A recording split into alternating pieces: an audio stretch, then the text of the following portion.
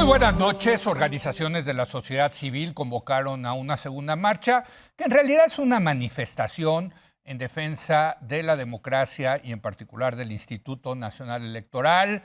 Es una manifestación en contra del llamado Plan B de la reforma electoral del presidente López Obrador. Este acto se llevará a cabo este próximo domingo 26 de febrero en diversas ciudades del país, incluyendo aquí en el Zócalo capitalino. Para debatir este tema, saludo a Héctor Aguilar Camín. Héctor, ¿cómo estás? Muy bien, Leo. Buenas noches. ¿Cómo estás? Jorge Castañeda, ¿cómo estás? Hola, Leo. Hola, Héctor. ¿Qué pasó? Bueno, extrañaremos a Javier Tello en esta noche, pero pues aquí estamos los tres. Bien. Y vamos a hablar de esta. Efectivamente, no es una marcha, a diferencia de la pasada, sino es una concentración en el Zócalo capitalino, Héctor. Bueno, yo creo que lo que tiene que ser marcha o manifestación, lo que sea, tiene que ser una demostración Sí. de que hay cientos de miles de mexicanos preocupados genuinamente por la deriva que trae la ofensiva del gobierno contra las instituciones y las reglas democráticas fundamentales que han guiado la democracia mexicana. Es una fecha que debería, por lo menos, de igualar la manifestación del 13 de noviembre y ojalá que superarla. Yo oigo, para mi sorpresa, de jóvenes, y no tan jóvenes, ya algunos Mayores. jóvenes cuarentones, vamos a decir, que dicen, bueno, ¿pero qué sentido tiene? Sí, pues que una marcha, ¿para qué sirve? Es decir, eso no conduce a nada y finalmente, y bueno, me da la impresión de que lo sienten como un asunto viejo, como una manera vieja de manifestarse, de hacer política. Y seguramente sí, es una forma vieja Sí. de hacer política. Pero esa es la forma que entiende quienes detentan este gobierno, que tienen una manera viejísima de hacer política. Un buen punto. Una manera tan vieja de hacer política que nada más la entienden si ellos ganan siempre y si ellos son los que gobiernan sin ningún contrapeso, sin el INE, sin necesidad de preocuparse por las elecciones, por convencer a la gente, machacando todas las autonomías que puedan estorbar sus decisiones y sus designios. Sí, a lo mejor es una forma vieja, a lo mejor también es una forma universal de tan vieja de hacer política. Y esto es lo que la estamos... política de las calles. Esto es lo que estamos viendo, la política de las calles. Y es la única que ha funcionado ostensiblemente después de la elección del 2021, en donde funcionó ir a votar, que es la otra cosa que sí funciona y que sí se entiende y que sí tiene consecuencias, es ir a votar y hacer sentir el voto. De manera que esta especie de abstencionismo ante la marcha o la manifestación o la demostración, pues es un abstencionismo un poco lerdo desde el punto de vista político, un poco sobradito y medio atontado, de que pues, la política finalmente es un poco lo mismo que hace la gente que dice, pues ¿para qué voto si todos son lo mismo? No todos son lo mismo. Si algo ha quedado claro con este gobierno es que no todos son lo mismo, que hay una diferencia, incluso entre opciones malas hay una diferencia. De manera que eso de que, ¿para qué? Todo es lo mismo, la política no sirve para nada, mi voto para qué va a contar, yo para qué voy a marchar, es una manera un poco tonta de no mirar con la seriedad de vida lo que está pasando. Y sí es cierto, Jorge, que al presidente López Obrador esto le cala, ¿no? Cuando fue la manifestación de noviembre, pues la primera reacción de los López Obradoristas como Martí Batres fue decir, fueron nada más 16,000 personas, ¿se acuerdan? Bueno, o sea, minimizando pues, esto, sí. El presidente mismo diciendo no hubieran llenado el Zócalo, cuando a todas luces fue una sorpresa multitudinaria, la verdad, hay que decirlo, nos sorprendió a todos, ¿no? Y luego vino la contramarcha del presidente López Obrador. Claro. Y ahora el presidente ya también llamó a otra marcha para la expropiación, el aniversario de la expropiación petrolera. Entonces, me gusta esto que dice Héctor. Parece que ahí sí escucha el presidente, ¿no? Bueno, sí escucha, primero porque, como dice Héctor, en efecto hace política muy a la vieja usanza. Él es alguien que vive en el pasado, pero yo no estoy seguro que las marchas o manifestaciones pertenezcan al pasado. Estamos viendo en París ahorita cada fin de semana, en Israel, contra una postura muy parecida, por cierto, la de Netanyahu y a la de López Obrador con la Suprema Corte, etcétera.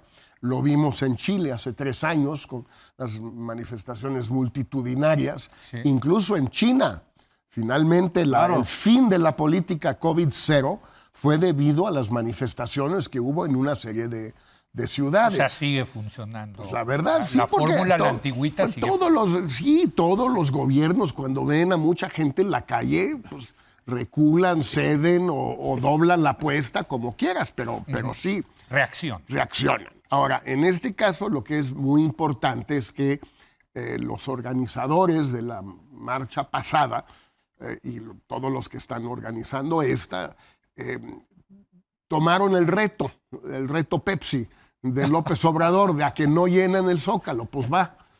Y la verdad no es tan difícil. Son 120, 130 mil personas. Eso, claro. Si quieres así, 20 de noviembre, Madero, etcétera, pues a lo mejor 140, 150, pero no más. Yo creo que hubo más en noviembre, fueron muchos más que eso. Bueno, Google contó 800,000. Sí. O sea, y tiene la ventaja ahorita que con los drones y todo esto, sobre todo cuando no se van a mover, porque ahí van a estar los que están, ahí van. Bueno, pues con drones y todo, puedes tomar una foto de muy arriba para ver realmente cuántos son. Es muy fácil. Entonces, yo creo que le va a salir bien a los organizadores el haber aceptado este reto, le va a salir mal a López Obrador, va a tener que de nuevo minimizar, ridiculizar, denigrar, ya lo está haciendo. Ya está haciéndolo, ¿no? Exacto. Por cierto, dándole mucha publicidad, mucha propaganda a la... ¿no? O sea, ahora sí que se agradece para los organizadores. Pues ojalá hable todos los días en la mañanera de la marcha, pinche meeting, y que bueno, que así vaya más gente, pues si de eso se trata.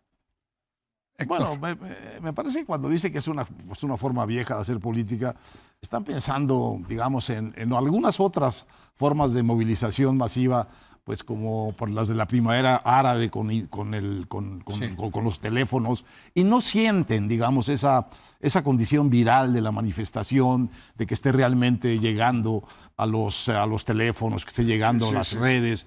Y entonces dicen, no, pues esto no tiene fuerza, no tiene punch, no está realmente puesto en la gente. Bueno, la verdad es que,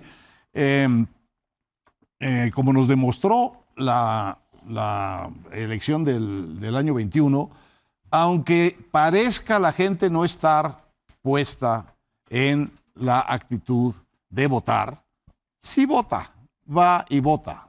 Y aunque parezca no estar en la actitud de manifestarse, pues fue y se manifestó en la demostración, en la marcha, como le quieran llamar, del 13 de noviembre.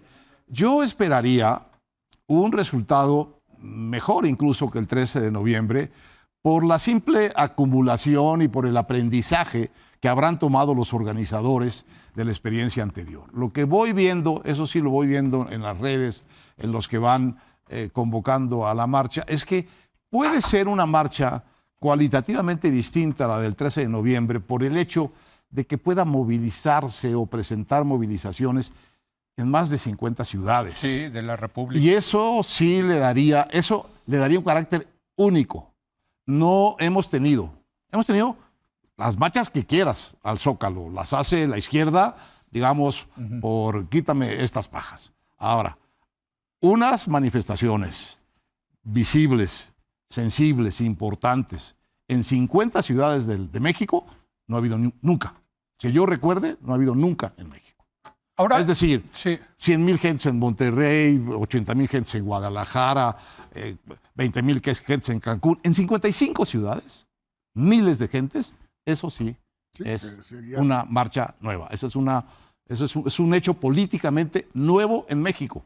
Ahora, a mí lo que se me hace interesante, Jorge, es el fondo de la manifestación, ¿no? Que los organizadores están diciendo es para defender el voto, para defender el Instituto Nacional Electoral, en contra del plan B de López Obrador. A mí, digamos, yo creo que la marcha del 13 de noviembre sí sirvió para que el PRI se diera cuenta de que, hombre, hay un segmento del electorado que no le hubiera gustado nadita que votaran a favor de la reforma constitucional, y vino luego el plan B. Yo creo que ahorita quizá este mensaje es para la Suprema Corte de Justicia. Es para la Corte, yo creo. Sí, interesante, puede ser. Corre la versión, no sé si se acierta ni nada, que el templete va a estar de espaldas a la Corte. En lugar de estar como siempre se ponen los templetes o en catedral o palacio o el ayuntamiento, va a estar esquinado el templete. En Corregidora y Zócalo. Y Zócalo. Porque realmente los destinatarios del mensaje, más que cualquier otra gente, son los ministros de la Corte, porque ellos son los que tienen en sus manos el echar abajo el plan B o lo que se pueda echar abajo del plan B. Y pues ya no es el Senado, ya no es la Cámara de Diputados, es la Corte la que va a tener que decidir.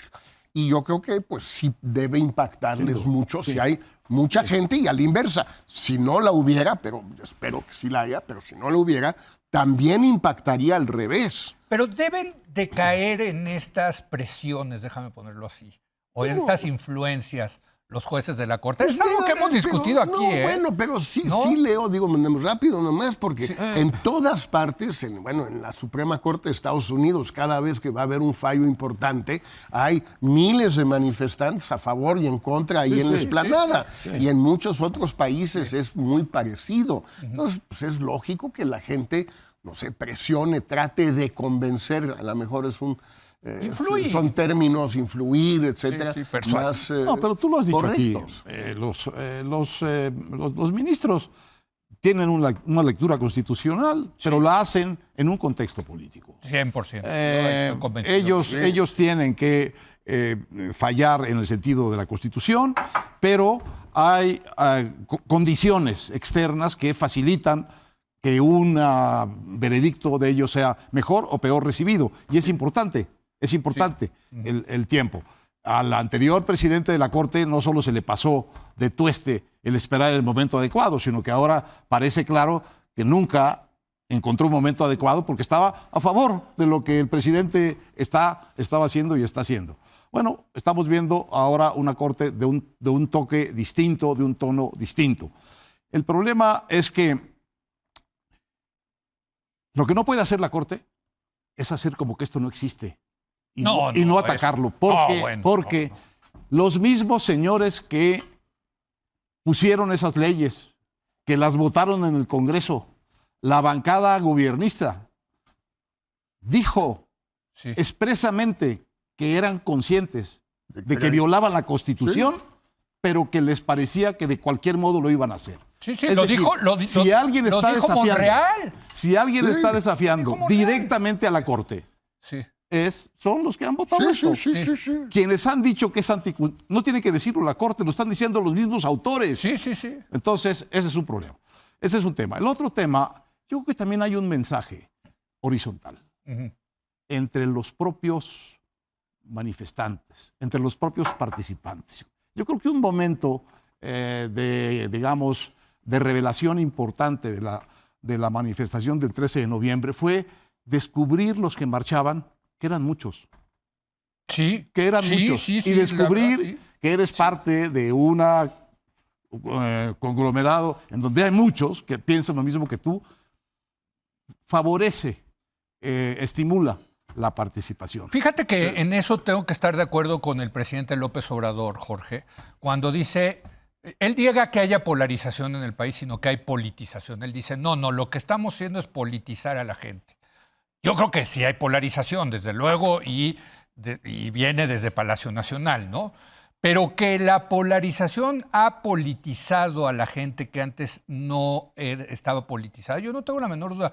Yo cuando me enteré en la marcha del 13 de marzo que habían ido unas tías que nunca en su vida habían votado, ¿no? Les daba flojera salir a votar, ¿no? Pero que fueron a la marcha sin entender bien a bien, pero decían, es que vamos a defender la democracia. Sí es cierto, o sea, sí, este sexenio ha politizado a la gente, ¿no? Y lo ves en encuestas, digo, que preguntan, ¿le interesa a usted la política? ¿Le interesa más? ¿Le interesa menos? ¿Lo compruebo? Si está, ahí está. Por eso el rating de La Hora de Opinar está... Bueno, digo, ya se ha ido al cielo. Bueno, sí, o sea, es una cosa fenomenal. Pero además, aquí también hay que tomar en cuenta que sí hay otros destinatarios del mensaje que también van a tener que pensarla muy bien, que son los integrantes del comité técnico. Ah, qué bueno que toca. Es encargado de seleccionar, designar las 4 quintetas de los consejeros, los nuevos consejeros del INE, 3 consejeros a secas y una quinteta para el consejero presidente.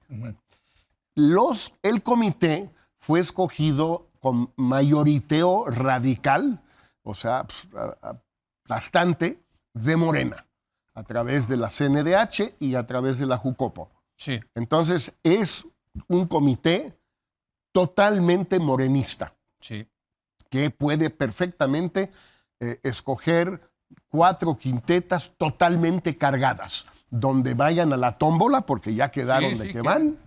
Sí. Y la tómbola, pues, es como si vas a la ruleta y pues nada más hay un número. Pues le apuestas a ese, pues a cuál le vas a apostar. Ahora, ¿ustedes entienden por qué se abstuvieron? No lo entiendo. Yo no lo entiendo. Yo no acabo de entender la oposición. No entendí por qué. Estamos hablando de que la Junta de Coordinación Política de la Cámara de Diputados, que no iba a nombrar a 3 de los 7 integrantes, pues los puso Morena, el PT y el Verde, y la oposición, el llamado bloque de contención, se abstuvo. ¿Por qué no votó en contra? No entendí. Yo tampoco lo entiendo. A menos de que todavía tengan la esperanza. Vi una declaración fantástica hoy de no sé quién, creo que de Movimiento Ciudadano, que espera que los expertos del comité técnico actúen conforme a la Constitución, la ley, la patria. Pero los escogieron para que no actuaran así. ¿Cómo que aquí hay que ser muy idiota? Por eso, decir, pero... A ver, ojalá. Entre los de la Jucopo y los de la Comisión Nacional de los Derechos Humanos son 5 de los 7. Tienen mayoría para meter todos los morenistas que quieran. Uno entiende que se dieron cuenta de que los iban a mayoritear, digamos, despiadadamente. Muy bien. Bueno, pues dejas presente tu protesta. Voto en contra. Votas en contra porque está la máquina cargada de tal manera que quiero hacer claro que esto está a menos de que, bueno, quieran, y yo estoy en contra. Estoy en contra de lo que salga, de lo que hagan. A lo mejor quieren negociar otra vez.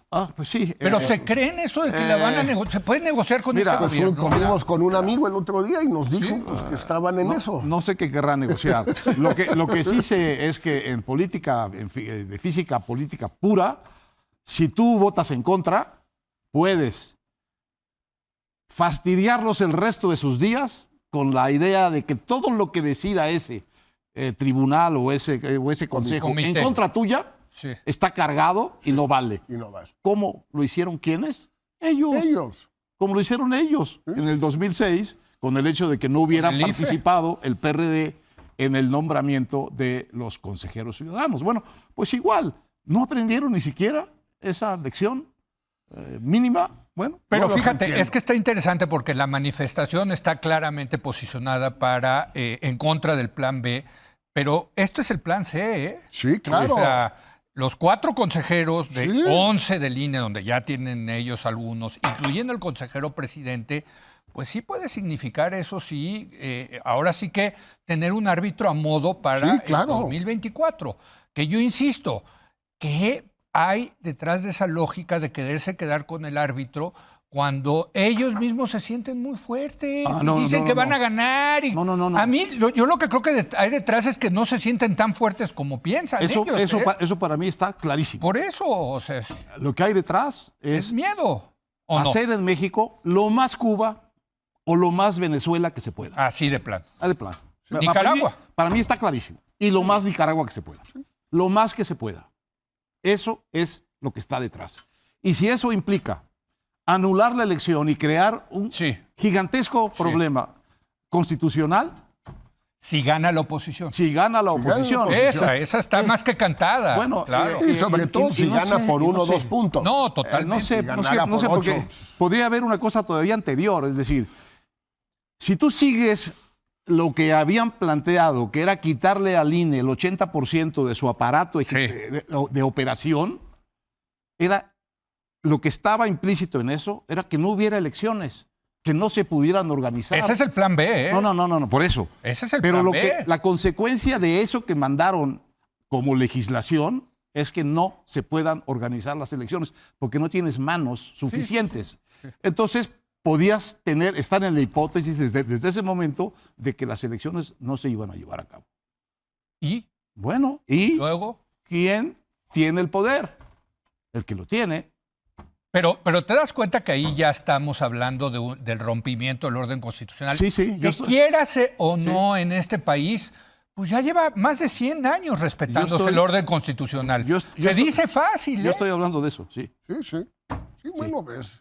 A ver. Insisto, si la oposición llegara a ganar, siendo unida y con un buen candidato, una buena candidata a la presidencia, gana por un punto, un par de puntos, va a ser, bueno, lo que dijo el presidente López Obrador, la analogía es un poco fácil, simplista, ¿de acuerdo? No le quiere entregar la presidencia de la Alianza del Pacífico a Perú porque le cae gorda la presidenta de Perú, porque le cae bien el que está en el bote, que dio un autogolpe. Pues va a decir que ganó el entonces yo no se la entrego, ya. Sí.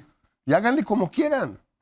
Bueno, el háganle como quieran aquí es muy claro, hay que decirlo, el que entrega el certificado de que ganó la elección es el Tribunal Electoral del Poder Judicial de la Federación. Ese es el que entrega. Dice, ganó fulanito tal, que puede ser la oposición, digamos, en este caso. Y si el presidente dice sí, pero yo no estoy de acuerdo, yo no les voy a entregar. A ver, porque pasó con Trump, y pasó con Bolsonaro, y sin embargo, sí tomaron posesión Biden y sí tomó posesión Lula. Naturalmente, porque hay reservas institucionales, etcétera. Si hubiera llevado a su realización completa Trump su intención, quién sabe qué hubiera pasado. Sí, lo del 6 de enero, ¿no? Del 21. Bueno, estaban queriendo ahorcar al vicepresidente. Sí. El diseño era una cosa de locos. De guerra. Y en el caso de Brasil, obviamente había complicidad del alto mando militar o de algunos altos mandos militares con los que tomaron por asalto el Congreso, la Suprema Corte y las oficinas de la presidencia. Porque no todo el ejército. El ejército sí acabó siendo muy institucional. Acabó siendo, pero las investigaciones que están haciendo cada vez apuntan más a 1, 2, 3, 4 generales y de la Fuerza Aérea y no sé qué. O sea, no fue una cosa ni tan espontánea ni tan separada de la jerarquía militar. Pero a ver, ¿se están dando cuenta de lo que estamos hablando? O sea, es que muy bien. Sí, exacto. O sea, y si la gente no sale a manifestarse el domingo o en contra de esos posibles escenarios, pues ya ni qué hacer, ¿no? Pero es que son escenarios apocalípticos, Héctor. Apocalípticos. Sí. ¿No? Sí, en el sentido de que son escenarios máximos de intención que uno puede ver en las iniciativas de ley que este presidente y sus legisladores ponen. Lo que se deriva de eso, si eso se hiciera realidad, es una hipótesis máxima de interrumpir el orden constitucional, de evitar que haya elecciones mínimamente creíbles, a consecuencia de lo cual el límite es el cielo. El límite es quién tiene el poder los militares. y de qué lado se pone. Y de qué lado se pone. A ver, vamos a decirlo. Es poner la decisión los militares, en que ahí manos de los entra en la militares. ecuación. Bueno. Ahí entra en ecuación la relación que tiene este gobierno con los militares. Nosotros estamos en un horizonte de claros peligros dictatoriales. Ese es el punto. Así lo ves. Sí, totalmente. ¿Tú, Jorge? Pues yo creo que sí, sobre todo, insisto, si hay este problema en la elección, el poner la decisión en manos de los militares, como sucedió en Brasil. Sí. Nada más que hay de militares a militares.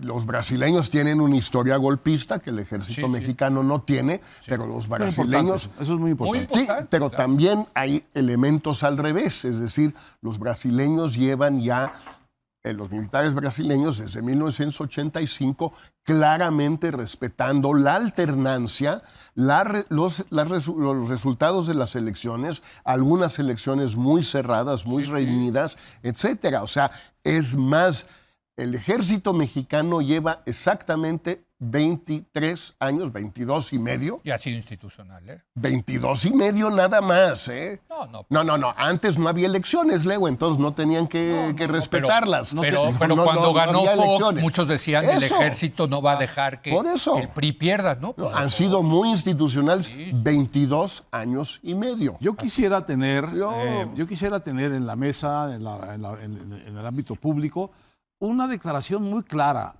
de las Fuerzas Armadas en el sentido de que ellos se deben a la Constitución y no al presidente. Me gustaría tener. A eso hemos Pero llegado. no lo veo.